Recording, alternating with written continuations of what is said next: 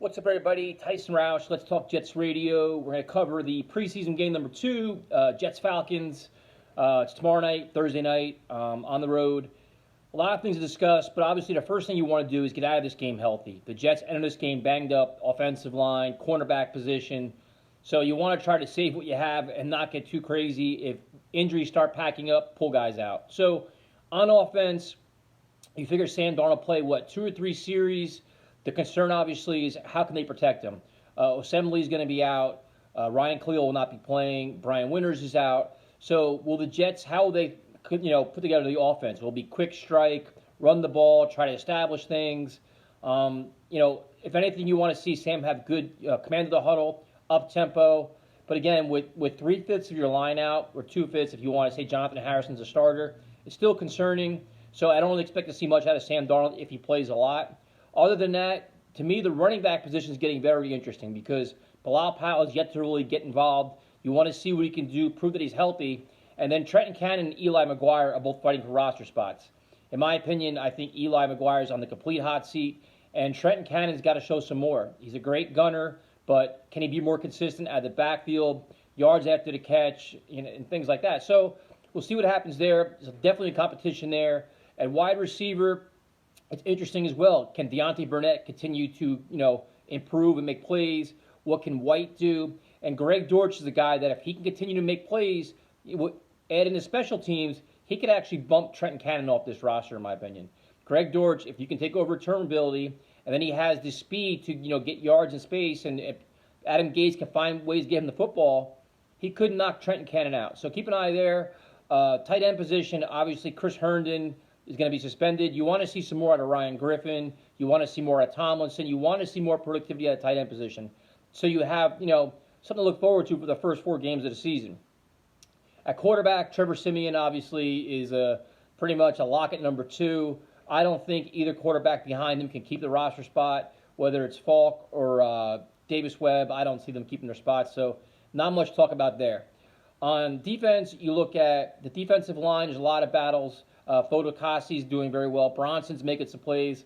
Nathan Shepard's been known more for his fights than he is on the field activity. So you want to see what he can do. These young guys, can they take a spot? I think Steve McClendon is obviously set. Quinnen Williams, Leonard Williams, Henry Anderson. So who's the odd man out there? Some legitimate battles there. Look at the linebackers. Obviously, I think in the middle you're pretty much set. You got Williamson, you got Hewitt, you got C.J. Mosley. On the outside, Frankie Luvu seems to keep coming on. Brandon Copeland, Jordan Jenkins. So who's the X factor? Is there anybody that can peek their head in?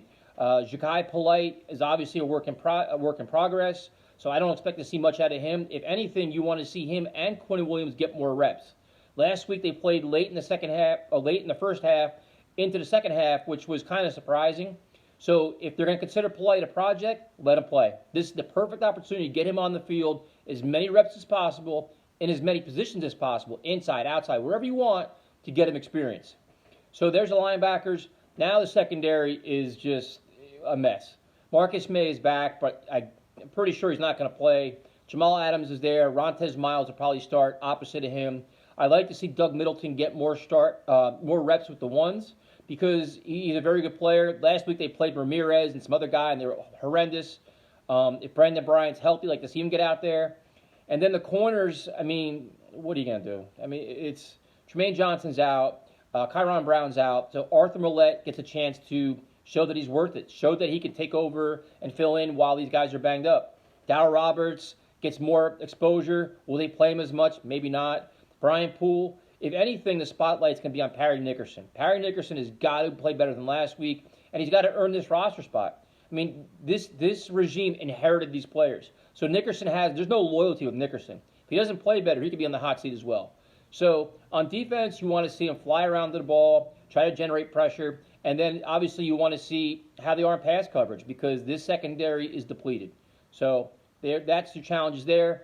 On special teams, obviously the big news is that Catanzaro retired. Bertolette gets a chance to make the roster, make the team. He's got no NFL experience in terms of, live NFL regular season action, which is definitely risky. But if he wants to stake his claim for this team, have good kickoffs, consistent kicks, make your point after, which Chandler Catanzaro couldn't do. The punter battle is still interesting.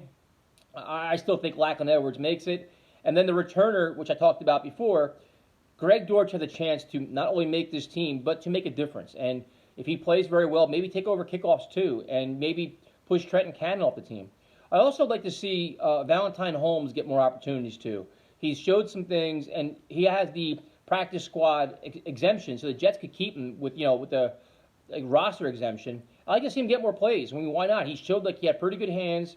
He's durable. He's physical, and see what he can do. So a lot of young players to keep an eye on offense. The running backs, Cannon, McGuire. The receivers, Burnett, White, Sharon Peak. Can he be more than just a gunner?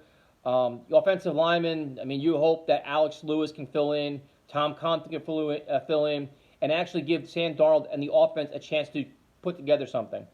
Defense, Quinnen Williams, Polite, Parry Nickerson, Doug Middleton, a lot of guys to watch there. And obviously the most important thing is get out of the game healthy, do not play sloppy, do not play undisciplined, and see what happens. I mean, the scores are relevant. I mean, the third preseason game, you get a little more serious because your starters are going to play a lot more.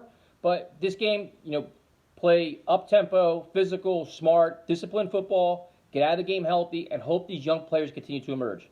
After that, I mean, don't be surprised to see Joe Douglas stay active and make moves because he's going to have to. This roster is far from complete, and there's legitimate holes. So I hope you guys enjoy these videos. Thank you to all the callers that keep calling in. We have shirts. If you want to buy a shirt, check out our social media. Enjoy the game, and we'll talk to everybody either after the game or next Tuesday.